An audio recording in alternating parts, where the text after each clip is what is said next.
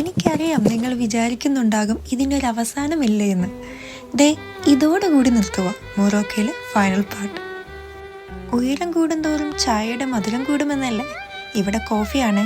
മലയുടെ മുകളിൽ നിന്നൊരു കോഫി കുടിച്ചിട്ടാകാം ബാക്കി വിശേഷം. ഇന്ന് നമ്മൾ പോകുന്നത് സഹാറ ഡെസേർട്ടിലോട്ടാണ്. സത്യം പറഞ്ഞാൽ ഇവിടെ പോകാൻ വേണ്ടി മാത്രമാണ് ഞാൻ മൊറോക്കയിൽ വന്നത് തന്നെ. പണ്ട് അമ്മ പറഞ്ഞു തന്നതിലൂടെയും ബുക്കിലൂടെയും പഠിച്ച കാര്യങ്ങൾ ഞാൻ നേരിട്ട് കാണാൻ പോവുകയാണ്. I'm so grateful to the universe. ശരിക്കും പറഞ്ഞാൽ സഹാറ ഡെസേർട്ട് എന്ന് പറയേണ്ട ആവശ്യമില്ല. സഹാറ എന്ന് പറയുന്നത് ഡെസേർട്ട് എന്നാണ് അർത്ഥം. സോ സഹാറ എന്ന് മാത്രം പറഞ്ഞാൽ മതി. ലോകത്തിലെ ഏറ്റവും വലിയ ചൂടുകൂടിയ മരുഭൂമിയാണ് Sahara. Okay, let's enjoy the beauty of the Sahara.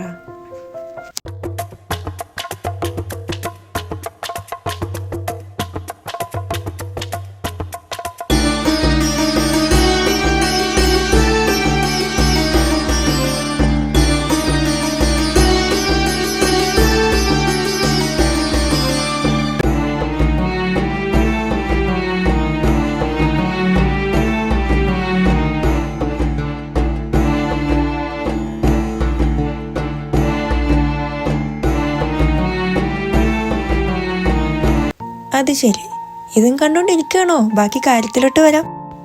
Camping experience ആയാലും ഫുഡായാലും ട്രഡീഷണൽ മ്യൂസിക് ആയാലും നല്ല വൈബായിരുന്നു. പിറ്റേ ദിവസം സൂര്യൻ ഉണരുന്നതിന് മുന്നേ വന്ന് നിൽക്കുവാണ് കേട്ടോ സൺറൈസ് കാണാൻ. ഇതും കണ്ട് തിരിച്ചു വന്നപ്പോഴോ ഒരു അടി നടക്കുമോ ഇവിടെ.